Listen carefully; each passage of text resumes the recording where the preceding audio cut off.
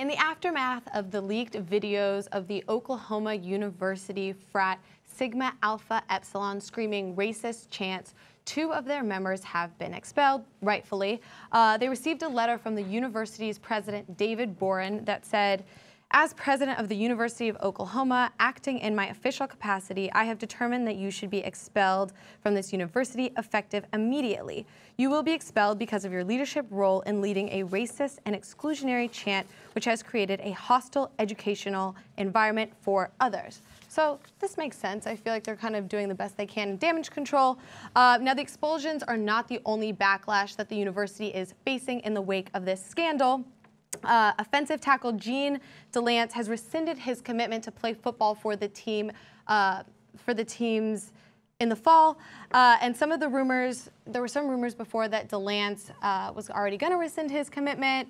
But as of Saturday, just one day before the racist video surfaced, DeLance had tweeted a photo of Oklahoma head coach. You can see the tweet here, Bob Stoops, and him, and was said to have reaffirmed his commitment to the school amid murmurs that he was wavering. But in an interview after the events of the racist chants, he said, "Very uneducated people. I wouldn't want my son or child to go there or to anywhere like that. It was just very disturbing to me. I didn't like it." The amazing part of this story is that he decided he was going to go to a less racist place, so he signed with the University of Alabama. When you're trying to escape racist and you're going to Alabama, things have gotten pretty bad. So I also like the letter that Dan Boren, the president, sent, because in the second paragraph, the one that Hannah read, he says, "If you disagree with the decision, you have the right to contact the university's equal opportunity officer to be heard by the close of business on Friday." Amazing. So, hey, you want to take it up with equal opportunity office? Have at it, Hoss. Right. And I wonder if they will, or if at this point they just have to let it go. And once you've been expelled from a university, I mean, what happens next?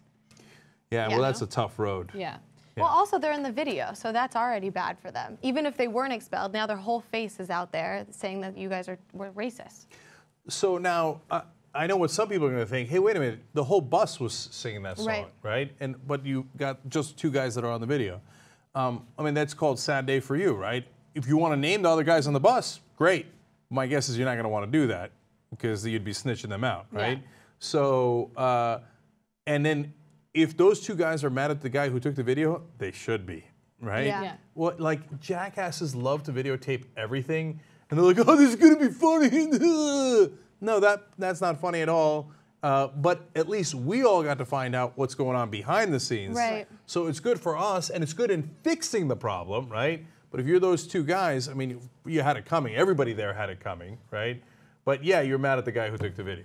Yeah, definitely. Well, I want to comment on DeLance rescinding his commitment to the football team. I thought that that was a really interesting decision on his part, because what happened was a fraternity, the Oklahoma University chapter of a fraternity, had this racist chant. It's not like the entire university rallied behind these guys and chanted along with them. I mean, the president of the university has just expelled them. Right, so it's interesting that he's already decided, no, I don't want anything to do with this school. I think the school actually took the appropriate measures to deal with the situation.